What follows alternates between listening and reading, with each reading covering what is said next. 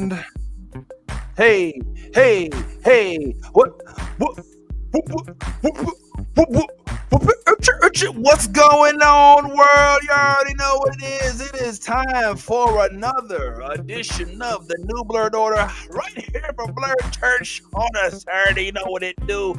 And we are happy today to present to you a special guest that we've got in the building. We definitely want to wrap with our guest. But before we do that, let's go ahead and talk about who we've got with us. I am your boy.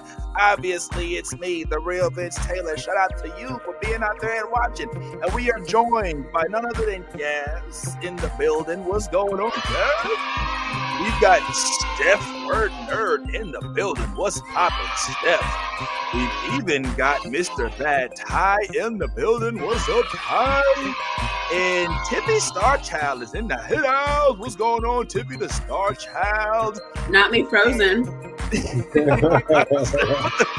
look is looking at all that it's doing. And we also have a special guest, everybody. For those, hey, there she is. Hey. For those of y'all who are unaware, yes, we've been promoting and we've been letting y'all know that we wanted to be joined today by none other than a man who needs no introduction. Obviously, you've seen him in Luke Cage. You've seen him even in Cowboy Bebop. But he's got an album out right now, and we definitely want to talk about that. Before we get into the works, why don't you go ahead and introduce us, Miss Yvette? Tell them it is what it is. Where you can. All right. Oh, hey, the certificate. My bad. Tiff, we just I love looks the delicious. New Blurred Order. You should do.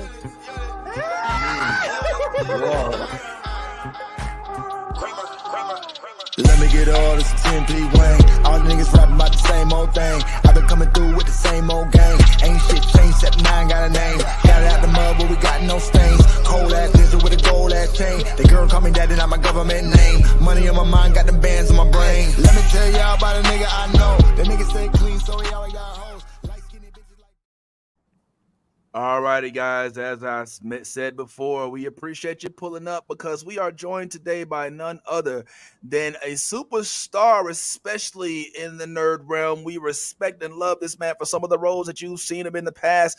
Like I said, you've seen him in Emancipation, you've seen him in Cowboy Bebop, even alongside my man Michael Coulter in the Luke Cage series, but more importantly, my man is a whole bar specialist, like a wordsmith himself, and y'all gonna learn today. I hope y'all will help me welcome for the first time on the program. It is none other than Mr. Mustafa Shakir, aka Moo.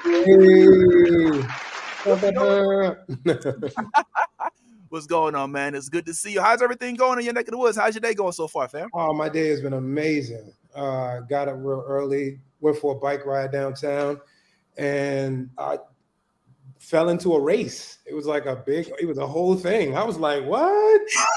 This is motivation. I wouldn't have had all of this energy if it wasn't for y'all. So that was cool. Am I to understand that you were bike riding and ended up doing the 5K? Yeah, more than the 5K actually, but it was nice. It was nice. Didn't expect it, so my day's going great so far. Okay, cool. Well, man, listen. Again, we are honored. We're completely thrown and happy that you were willing to join us today, man. Especially after it just feels like you busy right now. You know what I'm saying? And with a man as multiple talents like yourself, it's got to be hard to have to choose. You know what I'm saying? Because you're not just anything. You're a whole bunch. You're not only acting in some of these iconic roles, but also you out here spitting, homeboy. Like, you got bars, like, for real. Like, it's a whole thing. Like, I'm curious, like, as a man that has multiple talents, how do you choose which ones you want to put to the forefront? You know what I'm saying? Like, how do you know when you want to be a rapper or how it is, or when you're going to go ahead and do an act, or do you just do whatever comes in the moment? Well, yeah, I mean, the latter. I mean, ultimately, you learn through trial and error that things speak in you at different moments in time, and you just flow with that and you find your alignment. And yeah, but obviously, early on, it's just a struggle. You know what I'm saying? You're like, got all these competing voices and shit, So, yeah, but I mean, it's a wonderful thing. Yeah. The struggle, I mean, does it wear on you, like, as an artist? Like, man, should I even be putting my energy into this script? when I should be in the studio? Like, does that like mess with you at times, or is it just like trust the process? Trust the process. Move. You got this. I mean, both, right? I think is always the answer. Both. Like, I trust the process, but also sometimes, you feel called to do one thing when you're doing another thing, and that's just a part of life. You know what I mean? I ain't trying to get it right all the time. I feel you. You're hard pressed. Is music your first love?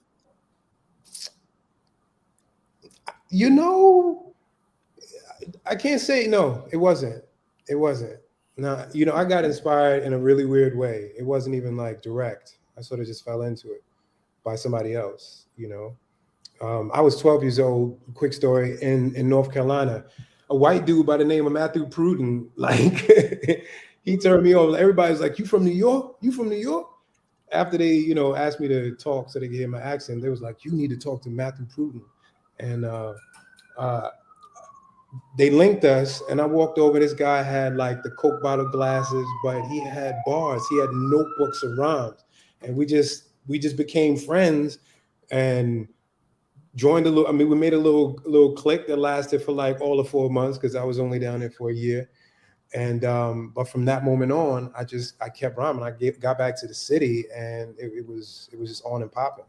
So it was an interesting entrance into hip hop. Like it didn't start like I loved hip hop, but I had to leave New York, go to North Carolina, link with what I'm saying, somebody who was not a typical hip hopian, you know what I mean, to come back and then continue the journey. So fascinating. Bad time. Man. Can you believe? No, I can't. Keep No, going I to can't. the Carolinas. Yeah, I was like, so you went to the Mecca of hip hop, North Carolina. Nah, but that's an interesting story. But I mean, it seems like, because you're not the first guest that we've had that comes from North Carolina, but has roots from North Carolina, but was raised up north. We had another guest that was also that. So I'm starting to see that North Carolina might be that hub. We got J. Cole coming out of there. Is that the new New York? I mean, they got a big ego down there. You go to Raleigh with Ninth Wonder and everybody, they feel like, and what? You know what I mean? Like, we've been doing it. We will continue doing it. And I'm like, yeah, talk your shit, But yeah, it's popping down in North Carolina and always has. It's just New York overshadowed everybody. This is why everybody hates New York now. But that's another story. Come on and raise up. Take a flag. Like y'all don't know. North Carolina been out here. Yeah, it's real. It is. Yeah. When I listen to Harlem, the biopic, there's a style that you embody that is true to me, a hip hop head, that I think is worth mentioning. And like you said before, like sometimes these styles are out there, but right now you got to look a little, got to look for them a little more, especially Moo, if you don't mind, when you're doing what I think shouldn't be rare, which is bigging up Black people in your music. Like your music, when you listen to it, it gives you strength as a Black person. Like you're saying constantly things like I told you before. I love the line, "Call me Shaka, not De Niro." You're dropping a lot of historical references in your music. What's the motivation here, man?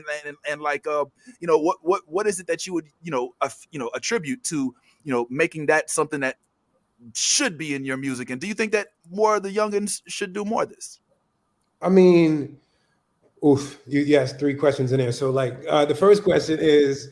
No, that's fine.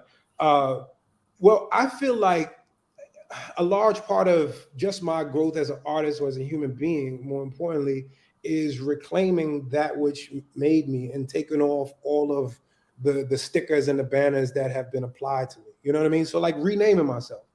And I feel like in hip hop, and I'm not shitting on anybody because I feel like everything has its place. But people are calling themselves Italian people, anything and everything. Wow. But Africa or that which is of melanated persuasion. So I feel like wherever possible, it's time to take the power back. Like I don't want to be a Gambino. Like why? They never say, let me be a, what have you, Nkrumah, you know what I mean? So like, and not that matters. I'm not going tit for tat for them. Big love to the Italians. I love everybody. But for the sake of my own self, I just want to be proud of who I am and where I come from. You know what I mean? Speak. That's what we need to hear more of, frankly. Does that still, as you portray this positive Black image that we love for people like us, we call ourselves blurs, Black nerds. We notice that yeah, we that's who we are. I mean, I hope that's okay. No, I said I love it. I know. Yeah. All right, I'm cool. aware of what blurred means here. I'm one myself. Because there was a bar. Ty, what's the bar? It was. Go ahead and drop the bar right quick. Because this one right here, I don't know if everybody would catch this. All right, so I had the pleasure of listening to Masterpiece Theater, and one of the songs, which is I think Golden Child, which is fire, number one. But there's a verse in there that only a specific group will catch, and you say, yeah, I got guns, I got a few, 3, 4, 5, 6. I think Galactic, it's a good dimension. I'm queuing the shift. Yeah, queuing the ship. I'm queuing the ship, and as soon as I heard that, as a person who is a Trekkie, I was like, hold on a second. I know he didn't just drop that and think that was gonna go over my head. I was like, yo, that's what it's about. The Easter eggs, man. Like I live for the Easter egg. You know what I mean? So if you pay attention, I'm burying them everywhere. Like that's why I do it, because that's the part that haunts me. You know what I mean? Myself, I'm not a Trekkie, but seeing the enjoyment y'all got from that, that was real nice. Oh, child, yeah. I screamed. Right. I screamed out. I was like, hold up, yo, because again, we talk about this all the time, man. Especially on this show, is being a blur, but also being part of the urban community. You know what I'm saying? Like it's those two don't always line up. You know what I'm saying? So it's usually a conflict. So when you hear somebody who embodies the urban community with the rap style and everything like that, but then being able to implement these little Easter eggs for the culture, for the blurs, that, you know what I'm saying? When I heard that, I was like, this was already fire, but you just really just got a fan. Like, you know what I'm saying? Like, I just became a fan in that moment, man. I just want to hear. That's what it's all about. Yeah. What you say? I was just saying, I wanted to hear when you came up with that bar, and you know what I'm saying, because that is a huge bar. When you came up with that bar and you was like, I'm gonna throw this in here. I bet you ain't nobody gonna. I know you was like, I bet you ain't nobody gonna catch this. I mean, I know that if I'm out there, there's at least. I mean, if I'm here, it's at least another one out there. So it's for them. You know what I mean? For you, for whoever can catch it. Yeah.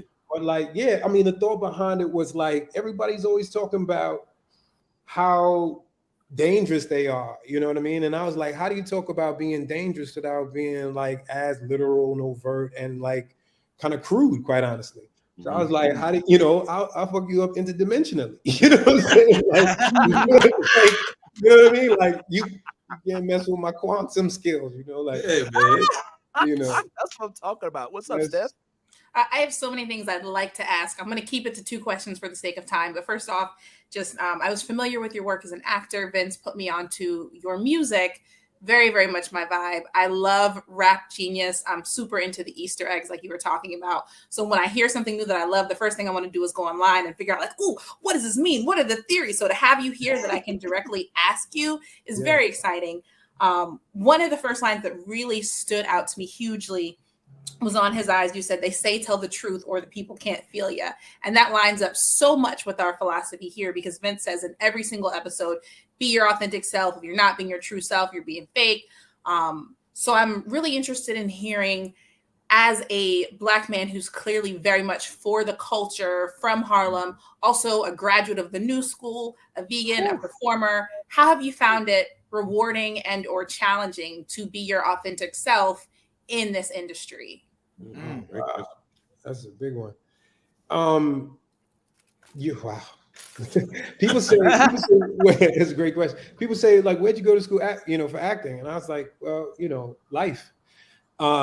because you have to. I was like, that's the best school. Like Yale couldn't tell me nothing, because and that's a large part of technique. You got to know your audience, right? And so I've spent and a lot of Black people understand that in terms of wearing a mask, but you move accordingly. But when it comes down to the thing that with me is I never compromise my integrity, so I don't feel any way about playing to audiences. You know what I mean? But there comes a time when, like, some of the real slips out, and you just got to be okay with that.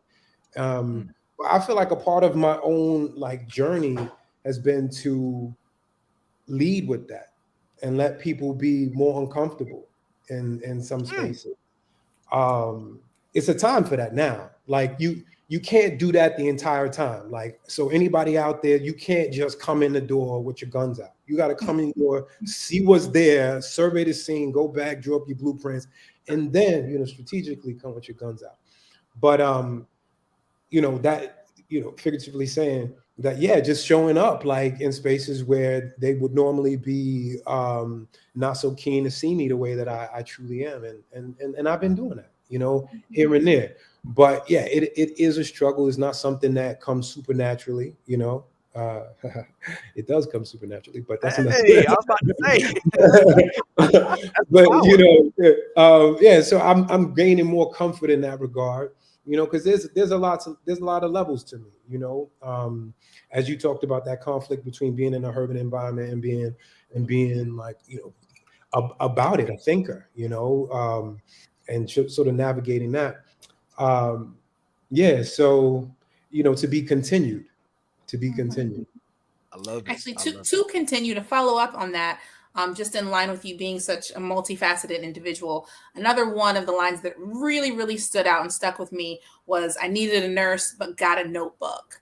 And you also talk later about, I don't want to misquote the exact line, but about like using metaphors and allegories to be heard when people are ignoring what you're saying. And that really resonated with me as well. So I'd just love to hear anything you want to share about your journey of using art to express yourself, and how, as a Black man in this world where mental health is often not prioritized for us, and especially for y'all, music might have been an outlet in that way.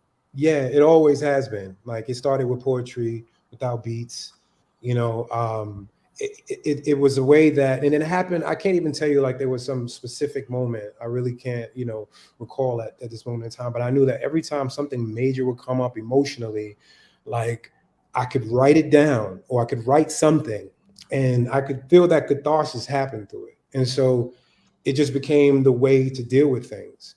And growing up in Harlem in the 80s, 90s, where it was cray all the time, like I found myself with lots of work because I was constantly transmuting all of this stuff that was coming through. So I mean, that's that line right there. I needed a nurse, but I got a notebook. I mean, if I was in the white community, I would have been in therapy like from 11 on. You know what I mean? They would have been taking care of me.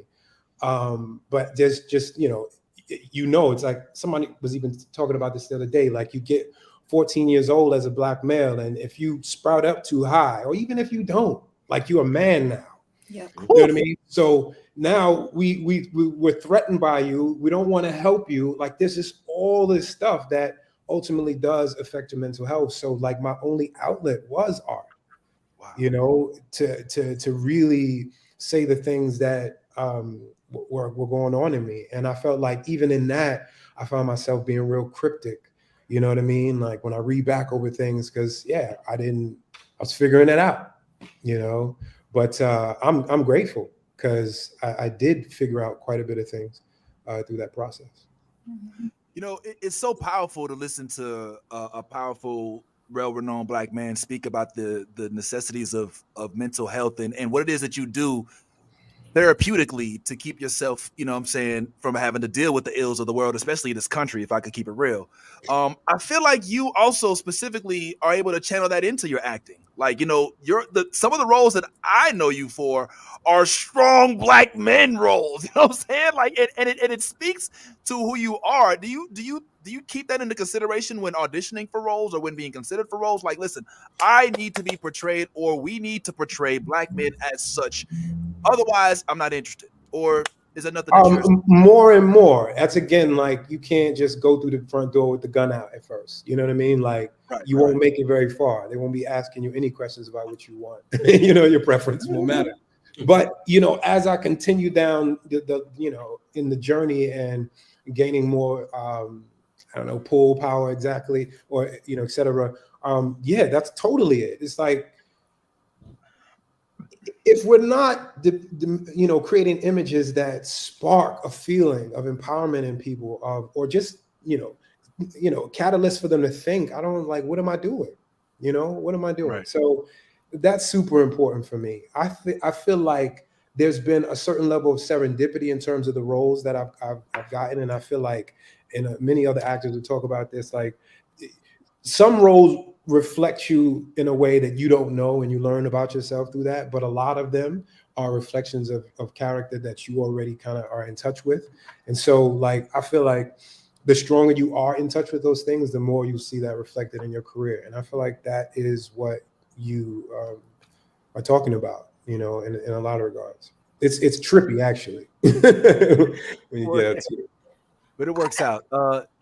Okay, go ahead. I'd love to lean in that just a little bit more real quick. Just this idea of knowing when to pull your guns out. Is there a specific moment or moments that, as your platform and influence have grown, that you've been able to kind of push for the culture in anything that you're working on? Oh yeah, for sure. There's been a lot of little moments, but the most recent one, and I think that since we've already talked about it, was Emancipation. They sent me the script for it, and they were like, "We want you to read for this particular role," and I read it. And I was like, the script itself was just so amazingly written that I was pulled. But like when I got to the dude that they wanted me to play, I was like, damn. Like you read a little bit more, I see, and I was like, no. And then I was like, Will Smith, Antoine Fuqua. I was like, yeah, I trust the universe. I can't do it. I ain't gonna be able to do it.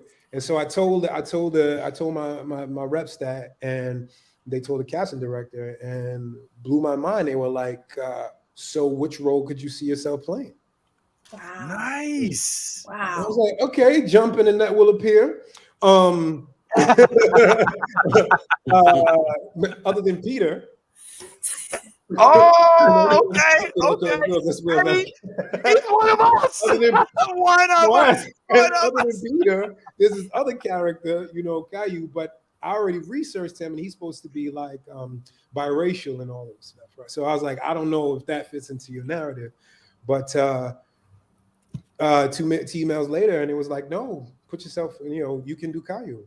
And so, yeah, and it was just like that. And so then when, everything that he stands for, I was just like, yes, I have no problem being in a slave movie if this is the depiction. Because, you can't be so picky that you take yourself out the game. You got to change the game from within the game. So, you know what I mean? Yeah, that's one of the downfalls of being like a revolutionary. You can revolutionary yourself right on the sidelines and not doing nothing. You got to be more viral and get in the system and infect. So wherever I can do that, and that was a good example of it. And me sticking to my guns, if you will, and it worked out, I think. I'm glad that did. Bad tie. Yeah.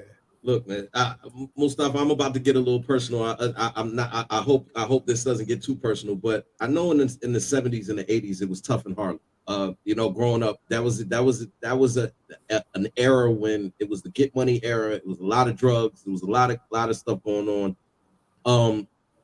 Who were the integral parts of keeping you out of those mixes and keeping your head level and on a swivel? Who were the most integral parts in your life? Coming up. I mean, I got to give it. I got to give up. Credit to Spirit overall. Whatever you call it. God, Yahweh, but I've always felt guided. And I wasn't immune to any of that stuff. I had my run-in with with crack, but then through that running, I saw where I was going. And I've always been astute enough to put, A, B, C, 1, 2, 3, X, Y. I was able to figure out things and learn from other people's mistakes. And so I just saw like some of my favorite dudes like blow up and become empowered and pedestaled, and then in front of us all just be decapitated.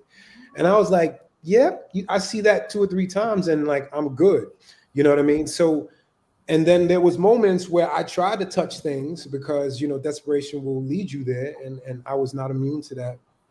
But like my hand would get smacked by the unseen hand. And I would be like, oh, I can't even, oh, that was so loud.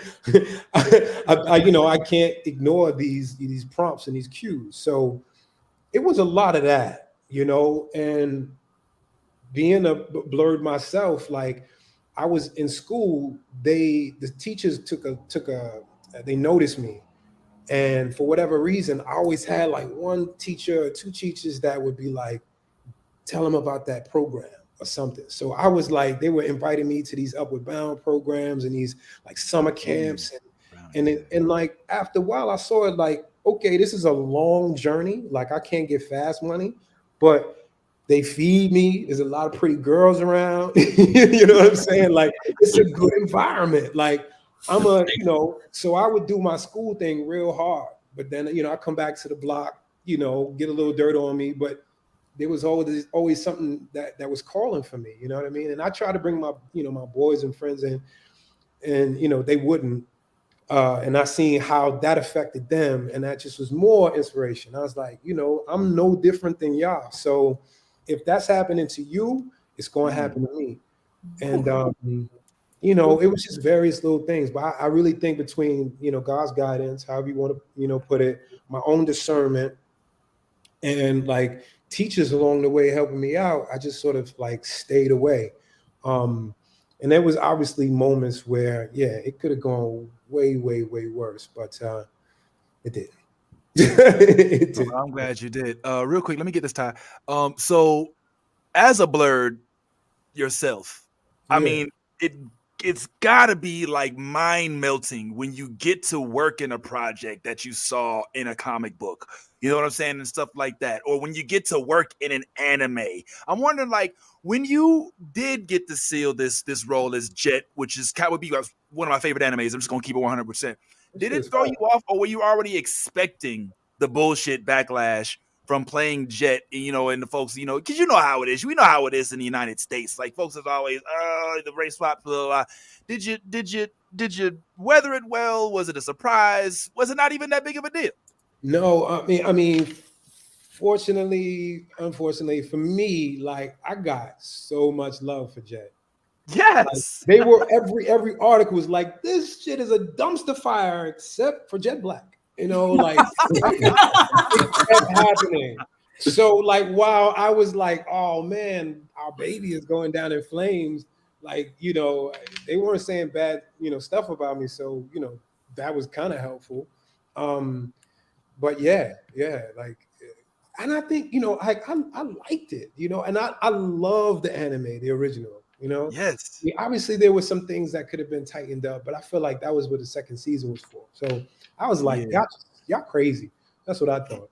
I was like, cognitive dissonance. I'm not, Yeah, man, that was crazy. And for Luke and for Bushmaster as well. Like, is there any if I, being regular old me, gets any type of opportunity to work on these projects, I think I'd hit the ceiling as a blurred. Like, it's not just an acting gig. It's like, hold on, I'm representing the culture, and this shit came out. Like, does it hit you like that too, bro? Yeah, it does. It does. I mean, I have this thing where, like, for the longest time, I'm just starting to like research directors. Like, I just focus on what's in front of me and don't think about anything else. And then once I break through, then I allow it to hit me. But like, when it finally it took, I had like 2 callbacks and I waited 2 weeks before they gave me a phone call. And I mean, I had already gotten it, but it was after the phone call when I hung up is when like, I just sort of went full tard, like, in the middle of the room, like on my knees, like, like fully like. But like that's it. That's also the hood for you. You know, it's like delayed gratification. You know what I mean? Looking around waiting for the shoe to drop. But yeah.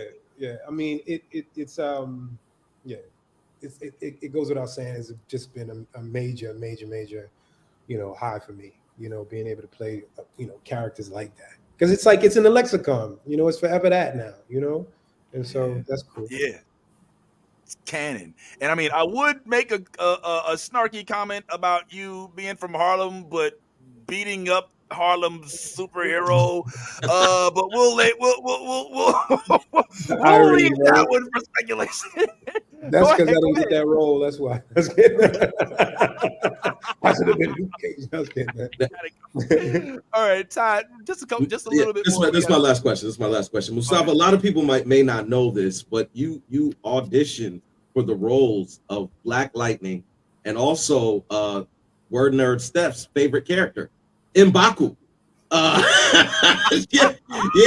So when I'm hearing this and I see the kind of passion that you have for a Jet Black, I've heard you the whole interview talk about how much of a blurred you are, but we have not really connected with that blurredom. Like we need to know like who's your favorite characters within the Marvel universe, DC universe. I mean, who did you grow up like? Yo, this is my dude right here. Who was it? Like I had a weird entrance, right? So like the things that are subconsciously like I'm most attached to are not the normal interest points. So I started with Alpha Flight, right?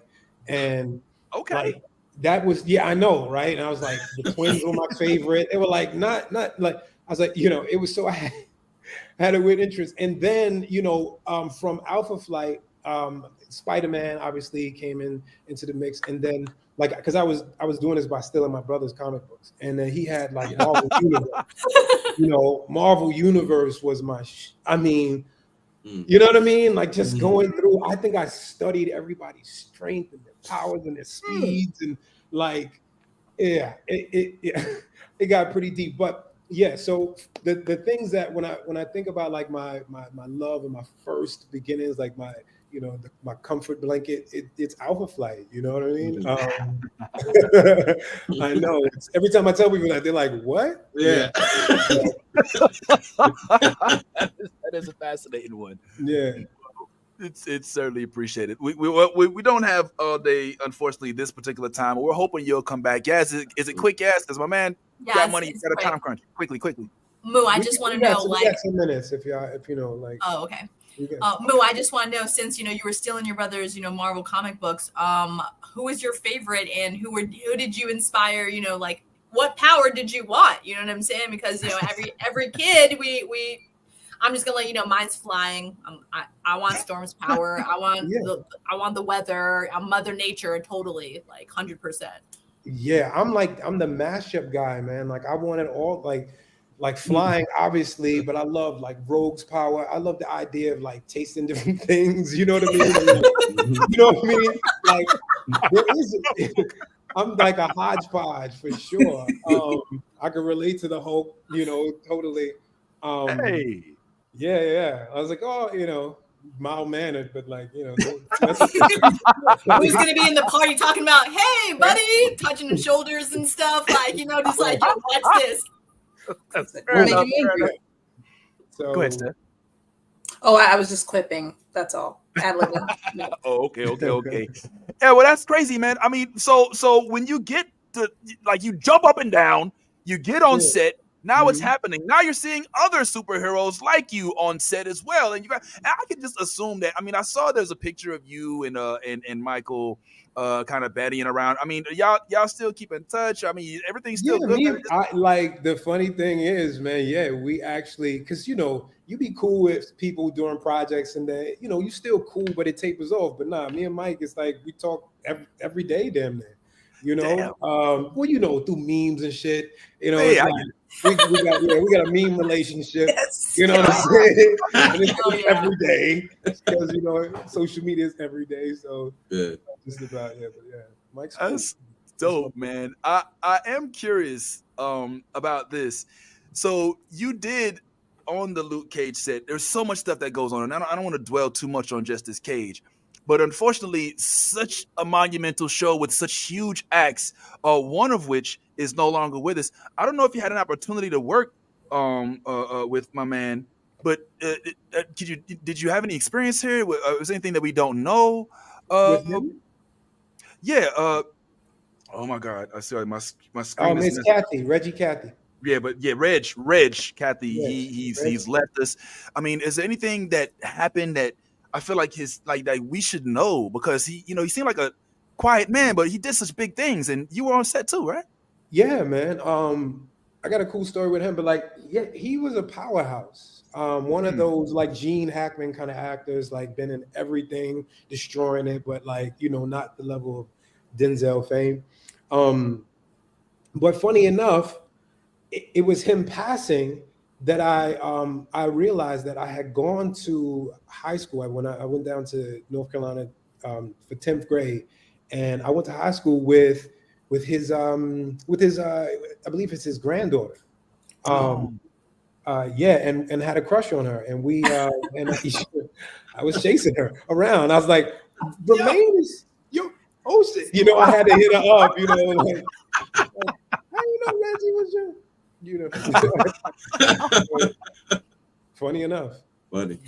No way. real quick, this last one. I know you said you only had a few more minutes, so we definitely want to respect that. But in addition to him, I really am curious about the exchange that went on when you met one of who I think is a certified blurred as well, and also a huge hip hop influence, to Cal. And did you drop a bar for him? Why am I picturing you being like, yo, Meth?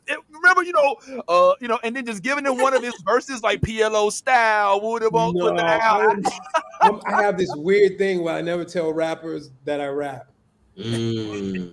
You know what I mean? It's like, it's a stupid rule. It's subconscious. I'm working on I feel it. But like, yeah. So Method Man probably doesn't know I rap at all. But we had great exchanges. We had like deep exchanges, talked about marriage and how long he's been with his wife, and the pros and cons of all of it. Yeah, he gave me a Wu-Tang name. What's it? The Irate Professional. Irate Professional. Yeah. Meth is cool as shit, man. Let me say that. Big shout out to Method Man, one of the like warmest, present people that I've ever met in the industry. Like, yeah, he'll spoil. You think it's all like that? It ain't. You know what I mean? He's definitely a gem. The Irate Professional. The Irate Professional. Yeah. No, there's no story. Like, that's quite a he said particular that name. They have a generator, like a Wu name generator, based on something. Oh, okay. And so based on that, mine was Irate Professional. And so I was like, that makes perfect sense. I was like, did you get irate with Cliff? Okay. And my last question is another soul that we lost too soon was Michael K. And I see you did some work with the man. What's something about him that we should know that we don't? I met Michael when I was 18. I used to be a barber.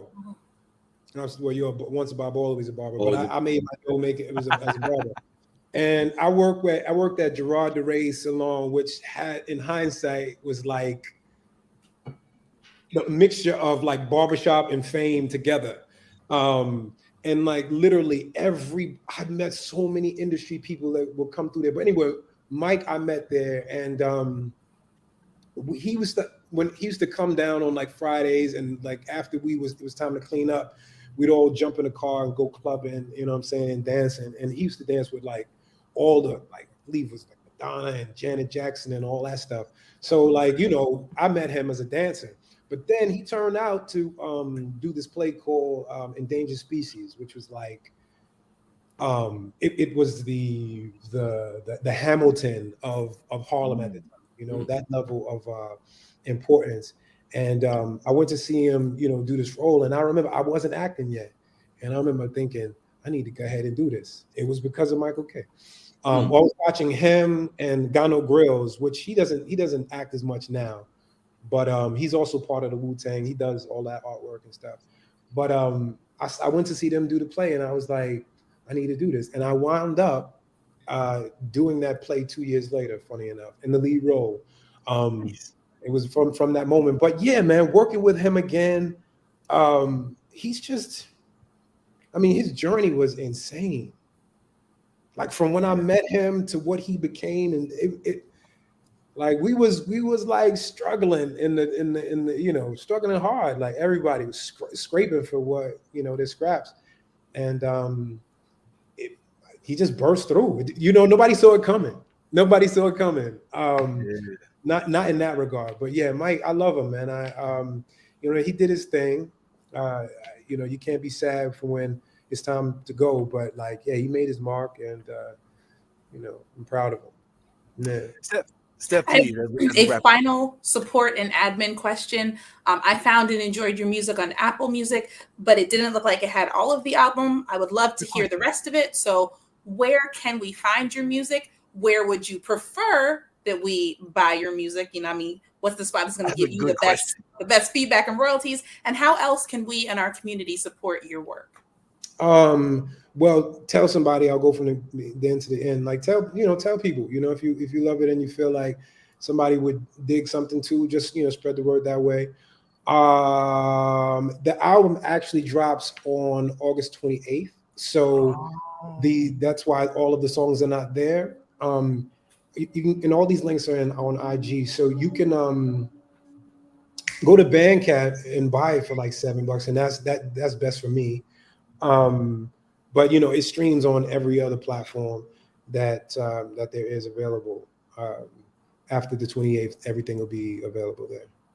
I think that's it. Yeah. Perfect. Okay. On the 28th. Yes, and you already got 5 sales at bare minimum. I can guarantee you that right here. Yeah, man, we are fully in support of our Blurred family, man, and we consider you a part of this, even if it's distant cousin wise right now. We're gonna get you the cookout one of these days, but it's all to the good. So unless there's anything else, we gotta let Moo get back to making the money, man, and being the influencer that he is. I just want to say this last piece. This is not a question, this is a comment. I hope that you are aware of how influential and impactful you are as an entity to exist in the realm of Blurred and still spit like you spit, to still be able to rep the culture, not take no bullshit, force your way in to show us what's going on. But also, man, with your roles, I don't know if as a Blurred, you're already fully aware that now because you took these roles, we can cosplay as characters that we loved growing up that didn't look like us. You know what I'm saying? And to see a season 2 with a whole black cast. I just want if you have not heard it yet, you need to hear from us that we see you, we appreciate the shit out of you. And our lives are better with you repping the way that you do, homeboy. So, man, big ups to you for repping for the culture. Thanks so much for blessing us with a little bit of your time. I don't know, if we made you comfortable enough for you to ever come back and give us 30 more minutes, I would definitely come back, man. You guys were amazing. I love your energy. You know what I'm saying? Like, yeah, for sure. Would you? Yeah. Say what? I'm sorry, I didn't mean to interrupt. Please. I'm sorry. No, that's it. Like, I mean, that's generally it. I mean, it was cool to come rock with y'all. I love what you're doing. Great questions. You know what I mean? Keep going. And thank you for the affirmation. All that shit counts. Would you be so kind? Our group's called the New Blurred Order. Would you be so kind, since you feel so cool about us, to say something nice about us so that we can like have this moment forever? Of course. Of course. Okay, the New Blurred Order. All right, you know what? Listen, it's all about the New Blurred Order. Like, think up, think out, be yourself, express yourself, and this is what they're doing. I'm in love. Thank you. Hey, well, listen, man. On that last note before you leave, come on, show it, yes. We did a little something right quick. I made you something to go along with your inspiration. Oh wow! It's an official New Blurred Order shirt, so that way you can be a part of the crew with us. I just got to get your deets. Vince or I will hit you up to get the location of where you want us to mail it. But you're officially part of the crew. That's so dope. Thank you guys. Yeah. I said we're gonna send it to Harlem. Yeah, you got to. All right, man. Let's let Mr. Move. Thanks again, man. Thank you all again for Thank joining. you. Don't go to where everybody. We're gonna go ahead and let Move go. But thank you all for tuning in to his interview. Mr. Move's gonna go ahead and check off one last time. And we will continue to talk a little bit about what just happened, because I ain't gonna lie to y'all, man. Moo was a cool ass motherfucker, bro, and it was cool to be able to rap with him for a little bit. Steph, pull up with the questions. What's up, Steph? Yaz, that shirt was dope. I just want to take a minute to give Yaz her flowers because that was amazing. That was very cool. Yeah, man. Oh, Yeah, man. we tried to, do a little something for the boy. You know I what I'm was saying? saying that was Vince's and my creation. We meshed together, so I got to give my flowers to my man, and give due where it's due. But yeah, that was a collab. We decided to make sure that we stuck through it real quick. So Nah, but I couldn't do it without Yaz, and that's the beauty of us as a team, is that we all kind of we're we all have different parts of the body, and we each make up a part. You know what I'm saying? And we can't function fully without fully functional body parts. All right, that analogy just it sounds really weird saying it out loud. You know what I'm saying? So, but not to stay here too long, because we ain't gonna do the whole show right now. But could we at least talk about what we just learned? Like, what do we take away from this interview? I personally learned that he auditioned for M'Baku. I didn't know about that, man. He actually interviewed for the role of Black Lightning, so he could have been Black Lightning, or he could have been Steph's love interest, M'Baku. He could have, I'm sure the thighs wouldn't have been thigh-ing like they do. I don't know. Have you seen his dances? I don't know. Check out Instagram. Check out his dances. I don't know. He got thighs. He got thighs and boobs. Baby. No. What did we not get to ask him that we may have wanted to ask him? What's up, Steph? You mentioned marriage. Are you married, or like what's your situation? So I was trying to be professional, but were you? Stephanie, the people would not for me. I'm sure the fans want to know. Listen, that's for round 2, Steph. That's for round 2 when we have more time. All right. Tiffy, it was interesting seeing you react to us in our Star Trek bars. So are you officially gonna watch a little bit of Star Trek now? I don't know. You don't have to answer that. I just I'm not an anti. I think I would probably get into Star Trek more than I would Star Wars, to be honest, because like Star Trek was always just on. Yeah. Hold on, hold on. Let us hear. Yeah, I don't know, because Star Trek, like there's some familiarity. Then like that was one that was always on in the house, so it was on in the background. And with the recent movies, they're not terribly recent now, but more recent than most. But the Star Trek movies with Chris Pine and Zachary Quinto and things like that, I've seen those, and I've still seen nothing of Star Wars that has stuck. Like, and that's just my. Don't act shocked. I feel like we've had this conversation. I feel like there's a disdain for Star Wars in your household right now, and we need to talk about this. I'm not sure why. We just weren't a Star Wars household. Okay. I have a lot of friends that are big Star Wars heads, and they all have this reaction. I've been to one watch party where we tried to watch some of the Star Wars, but my old nemesis Tequila was present. Did you fall asleep? Tequila would be a Sith Lord for my life. Growing up, my entire internal organs. It was so bad, and I have no recollection of that movie. So this might be why you don't watch Star Wars, because like your only memory of it is you getting sick off tequila. You see what I'm saying? And I'm just so triggered, and I'm like, and I'm like, it means something different for me. I would do it again though. In fact, I'm gonna write it down because I'm taking notes for what I want to start for my Patreon. I would do watch parties. And like Okay. a Star Wars watch party could be a fun thing. Yeah, Oh, man. Let us be involved. And listen, Yeah. I for one have gone past like the vitriol reaction that Yaz had public, like outwardly, is the same I Sorry, used to when my people bad. used to talk about stuff. I get it. Now it's a little easier to accept because the world's so vast. When it was just Yeah. movies, I was kind of like, all right, come on, man, but now it's gotten a lot deeper. So we'll get into that. And I know that we can't talk about it, but if there was a series I was going to jump in on and want to watch, it'd be Ahsoka. And that's why other weeks I've asked, I was like, what do I need to know to catch up? Okay. It's Rebels Catching and up. Clone Wars. You got to watch Rebels and Literally. Clone Wars are the two things. But just keep in mind, Tiffy, they're 30-minute episodes, and Clone Wars has like 7 seasons or something like that. It's got a lot of seasons. Do not And doubt my power of catching up. Yeah. Yes, like what a sales pitch. Like, by the way, it's long. I'm gonna warn her. And at the end of the day, I might just jump into it raw. Ooh. Hey, that's the best way to go. That's the There you best go. way to go. Likes it Best way to raw. go. All right, I have a question though, Tavi. Like, as an actress, and being in theater like you are, do you like productions? Because I know this may be a stupid question, but I don't know.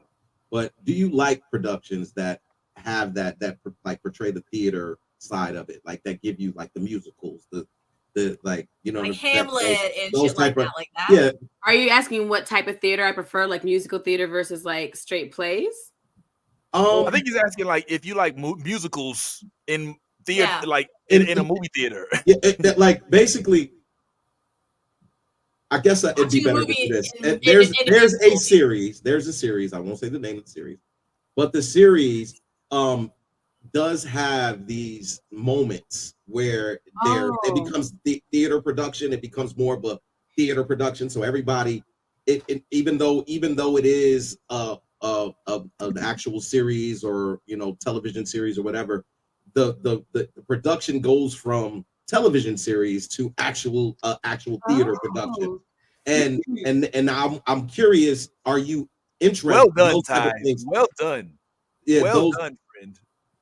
I see what you did there. I personally am not like pressed either way when it comes to things like that. Like I don't prefer it or not prefer it, but what you described, and I know you're probably being vague for a reason, but that sounds interesting. I would watch that. Okay. Well, then Good. we'll talk off the They're air. saying but they let's just say- will. They're Put saying it in they the will. chat. Put it in the chat right now. All right. Then we will plug you in. So you know what that like kind of just reminded me of when you were like describing that to Tiffy. Have you guys seen the After Party on Apple TV? Yes. I have. Yeah. Okay, so Tiffy, if you haven't, check out like the first couple episodes, like the first 2 or 3, and see if you like it, because that's how they kind of start out. You know what I'm saying? Like it's got I tried. a little bit in there. Bear with us. I'll give anything a try. That shit is funny. It's funny as hell though. I I'm just can letting you know, watch like Shorzy. I hear about this later. If I could watch Shorzy, I could watch anything. Shorzy. oh my god, you're not. Look. All right, let's get It's Tiffy got a out lot of of Got you. I forgot to. Here's a question you, that I Tiffy. didn't get to ask. He did a song with India Ari, and I wanted to ask him what it was like to work with India Ari. Me too. I wanted to ask if because I ain't gonna lie, one of the things that I took away the most was his the Steph question that led to him telling what happened on Emancipation was profound. That was Fire profound. question. Fire Well, thank you. questions, by the way. I wanted to apologize too, Bad Ty, for keeping going. I knew you had a thing, but No, he no. gave a lot of general answers, and I was like, I really want something specific that feels unique to this moment. So I was like, Oh, jump don't in. apologize to me. Okay. Yo, Thank Steph, listen, I live for your questions. I'm not even going, Yes. I'm not going to hold you. Yeah. Whenever you're here, Whenever Steph- I will take the back seat happily, because I know the questions. contribution. I'm over here like, all right, Oh my God. FMK. No. Look, this is what I know. When Steph pulls up with the notepad, Yes. It's about to be a good day, goddammit. about When to be Steph a got good the day. She did her homework. when It's she definitely got going the down. notepad, Tiffany, Yeah. I'm telling you, get the fuck back. Yes. You know what I'm saying? It's gonna be a whole a Oprah beautiful moment. thing. There's a Beautiful whole thing. 60 minutes. We ready. And when I saw this, I was like, We I- all if Ty was here. contribute is what's important. I contribute vibes. Tiffany, you do way more than that. Come on Yeah, now. you I just want to know, what were you eating? Yeah, what was No, thank you. It was an acai bowl, and that shit was, I was fucking it up. I know, like I was watching not you gonna eat eat it, and you on- were just like, you were trying not to make the Because I was watched not you. going to eat on camera. That was not my intention. But when you put my face up there on blue, accidentally right mid bite, I'm like, fuck it, we're here now. Like, I might as well just eat my breakfast since that's what we're Tiffany's doing. over here like this, just like I swear, I do be forgetting sometimes that Tiffany's It's on the so West funny. Coast. She's 3 hours behind us. yes. And I be forgetting sometimes. She said breakfast. I was like, I said, oh shit, that's right. Yes. I was like, I wasn't going to eat, but I'm just like, this is delicious. I'm about to just enjoy my breakfast. Delicious. And I'm listen not- to this man, I'm like, yeah, tell us more. I'm not even gonna lie to you. When I was looking at you eating it, I was like, is that mashed potatoes and gravy? Like, what is that? Like, I was trying to figure it out. No, it was an acai bowl, and it had like bananas and I think I was Strawberries? it had bananas, strawberries, lots of shredded coconut and honey. It was good. It was Oh, all my damn. fruit. lost I'm my pretty coconut. quick, yeah. It I absolutely had a is. breakfast burrito the It other was day. very smooth too. It was very It smooth. was nice was. and melty. It was the perfect amount of honey, and then I think I'm a sweetened shredded coconut girl now. Oh, man. Let me find out. Okay. Couple things that I was going to ask, and then we'll let everybody go ahead and get up out here and enjoy our days. And for those watching, whether you watching live or on the replay, thank you again. Make sure you hit. Oh yeah, listen to us on the actual, like, our podcast numbers are picking up. Believe it or not, and I like. One of my biggest flaws is not paying any mind to the audio portion of it. Like, I just look at us as a TV show. I ain't gonna leave it. But Ty has been giving us the numbers. He's been keeping track of the numbers on audiobook. Steadily on the rise. Steadily on the rise. And so the Spotify numbers. What I think Apple Podcasts was the one that looks like it's like picking up. So for those listening, thank you for listening. Tell a friend, man. That's where it's got to be. I got to start putting more info investment I'm into telling everybody when I go places, I'm like, yo, like. But see, I normally say YouTube, Yaz, and I got to start being like Spotify and Apple. See, but I say all of it though. I'm like, we're on all platforms that you can stream a podcast, and people are like, really? And I'm like, if you look us up, I'm like, Google the New Blurred Order. I was like, there's more than 7 different places you can stream the New Blurred Order. I'm like, please check us out, and like that's a big thing. We stream it all over the place, dog. We in this bitch. I love it. So I didn't get to ask him who his top 5 dead or alive hip hop artists were. That was something that I was interested in. I think he would have enjoyed that question. I would have, if we had time, I would have done top 5 dead, then top 5 alive. But we lost that time. And then the other one was when is this rap process involve any medicinal products of sorts? Yes. You can check his Instagram and it will show you the answer. But see, some people are closeted medicinal participants. You know what I'm saying? And some people are outward medicinal participants. Those who live in illegal states. Those who live in illegal states are the closeted ones. Those who live in illegal states are the ones that are not closeted. Well, no, when you're in the industry, okay, yeah, that's true. You may not want to put that type of, you may not, there may be some projects that, they don't be excluded from because of that. Yeah. Yeah, so I didn't want to put him on blast. I had it on my sheet, but I was like, if he's like, I'm there with y'all for the whole, I was like, nah, all right, that went back. So those are my and another one about John Cho and what it was like to work with. Yeah, he's got the second music video on there. It's literally his hang. Look on his page. The second music video, him like in the shower or something like that. He's definitely. I mean, I guess if he was doing, got one like this big hanging out of his mouth. It's like fucking. Yeah, but you could always say, "Oh, that was." Listen. Snoop has changed the perspective of most Hollywood. I mean, if him and Martha Stewart can sit on their show, I'm just saying. Did you know they made them into elves on a shelves as well? You can get a Snoop. You can get a Snoop and a Martha little elf on the shelf. They're fucking adorable, by the way. Yeah. No, I did not know. You gotta But check that shit out. It's funny. I would definitely look into Gotta that. get a Well, Snoop guys, on a stoop. speaking of Stoop, you know, this is making my lungs mighty hungry. Let's go ahead and wrap this up, man, so we can talk some stuff next week.